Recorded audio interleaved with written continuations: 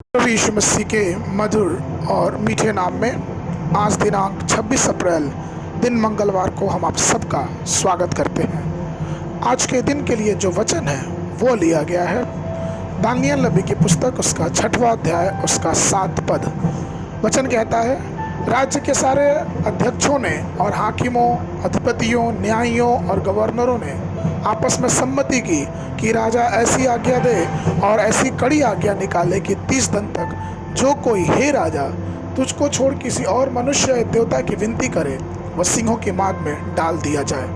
प्रभु मेरे प्रिय लोगों, जिस दुनिया में हम रहते हैं वहाँ बहुत सारे लोग जो परमेश्वर की प्रशंसा नहीं करना चाहते हैं, बल्कि प्रशंसा के बजाय वो चापलूसी करना पसंद करते हैं। वे किसी तरह से दूसरों की सराहना नहीं करना चाहते, लेकिन दूसरों की सराहना करके उससे पैसा वसूल करना चाहते हैं। कई राजनीतिक नेता चाहेंगे कि उनके अनुयायी उनकी प्रशंसा करते हुए नारे लगाएं, और वे चाहते हैं कि उन्हें माला पहनाया जाए, उन्हें उच्च प्रशंसा दी जाए।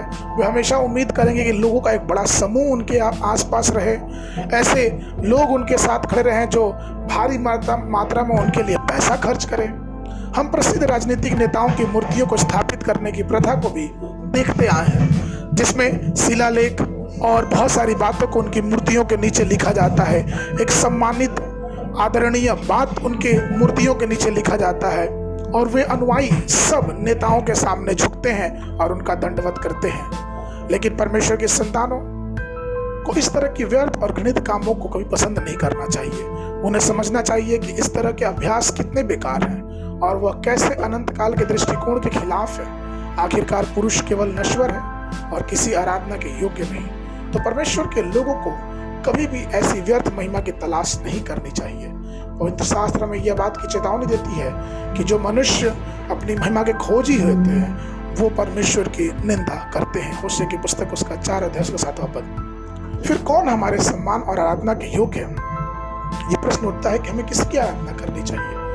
वचन कहता है कि दानियल के समय में हालांकि एक कानून था कि सभी लोग केवल राजा के सामने झुकेंगे, लेकिन दानियल ने उस आदेश का कभी परवाह नहीं की।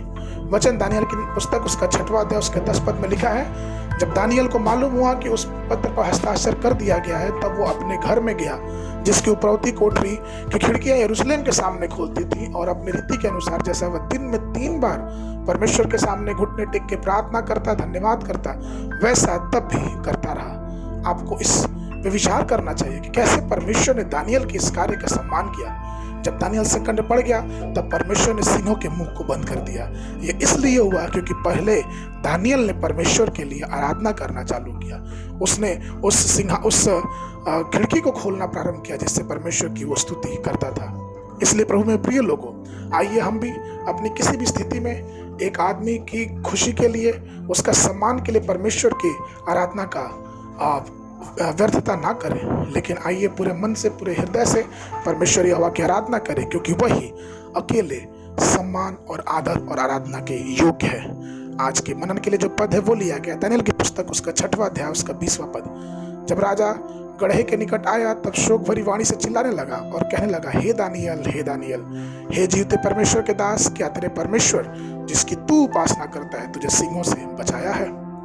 सुबह के समय बाइबल अध्ययन के लिए 2 सामुएल, उसका 23 और 24 अध्याय है। संध्या के समय लूका रचित सुसमाचार, उसका 19 अध्याय, 1 पद से लेके 27 पद तक। परमेश्वर आप सबको आशीष देने वाला हो सके।